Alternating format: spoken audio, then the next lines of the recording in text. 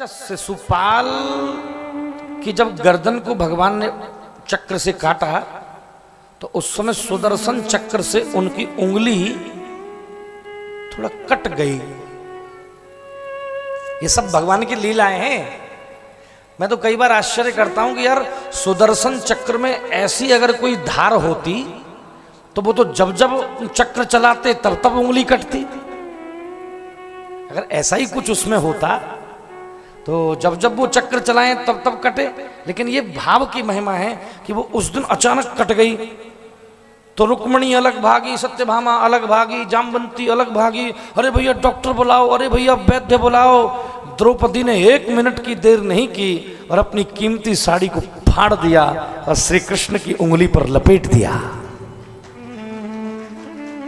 कन्हैया ने ऐसे करके देखा, द्रौपदी तूने मेरे लिए अपनी इतनी महंगी साड़ी फाड़ दी।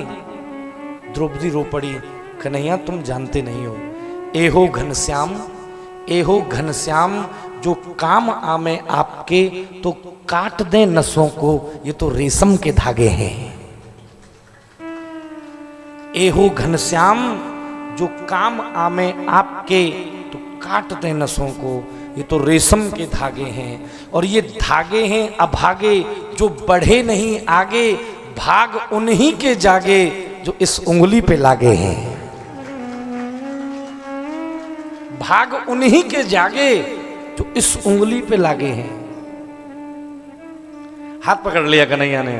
कृष्णा, द्रौपदी तू इतनी अच्छी है। वो कन्हैया अच्छी बुरी तो मैं नहीं जानती, ये तो तुम जानते हो।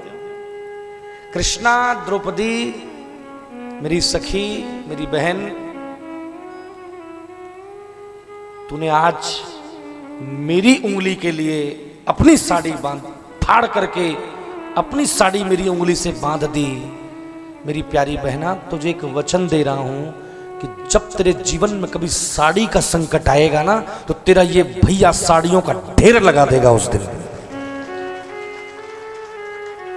उस दिन बिलखना मत, रोना मत, याद रखना मेरे इस वचन को। तेरी इस एक साड़ी के बदले अगर मुझे लाखों साड़ियों का ढेर लगाना पड़ा तो मैं पीछे नहीं हटूंगा। बहुत जल्दी समय आ गया। वो दुशासन साड़ी खींच रहा है और ये तो हंस रही है, मुस्कुरा रही है। इस्माइल, जिन्हें कन्हैया पर भरोसा है, वो जानते हैं कि हमारा श्री कृष्ण हमें कुछ नहीं होने देगा। वो तो हंस रही है, कह रही है दुशासन खींच, बहुत दम है ना तुझमें, बहुत शक्ति है, खींच। और तुझ पर भी न खींचती हो तो ये अंधे बाप को भी बुला ले, इसको भी बुला ले, खींच मेरी साड़ी। क्योंकि दुशासन, मेरे भैया ने मुझे वचन दिया है, मैं जानती हूं कि तू एक साड़ी को खींचने का परिश्रम करेगा। मेरा भैया बांके बिहारी दौड़ करके मेरी सहायता के लिए आएगा। वो दौड़ेगा और ये खींचता जा रहा है, खींचता जा रहा है, खींचता जा रहा है। और कन्हैया ऐसे करके, साड़ी है कि नारी है कि नारी की ही साड़ी है कि नारी है कि साड़ी है कि साड़ी है कि नारी है, पता ही नहीं चल रहा है कि द्रौपदी साड़ी में लिपटी है कि साड़ी द्रौपदी में। इतनी साड़ी कृष्ण किसी का नहीं रखता।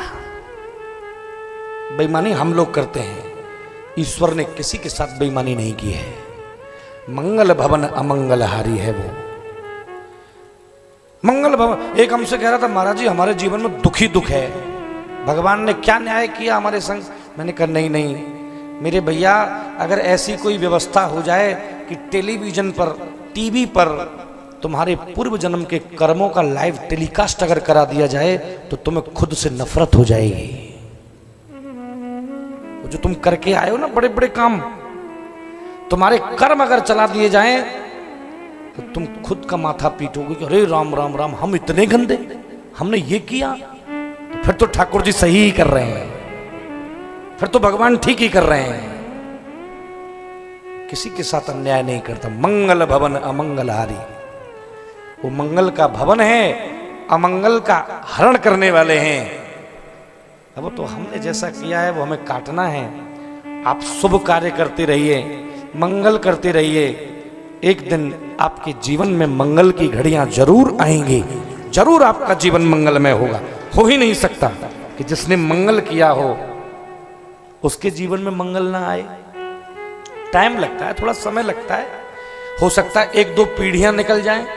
लेकिन कल तो मैं कहीं चर्चा कर रहा था कि 1-2 पीढ़ी के बाद तीसरी पीढ़ी पर आपके पूर्वजों की साधना फलने लगती है, आपके पुण्य आपको परिणाम देने लगते हैं। जो आपके बाबाओं ने किया, परदादाओं ने किया, वो बाबा बाप दादा का किया हुआ तीसरी पीढ़ी को सहज में मिलने लगता है।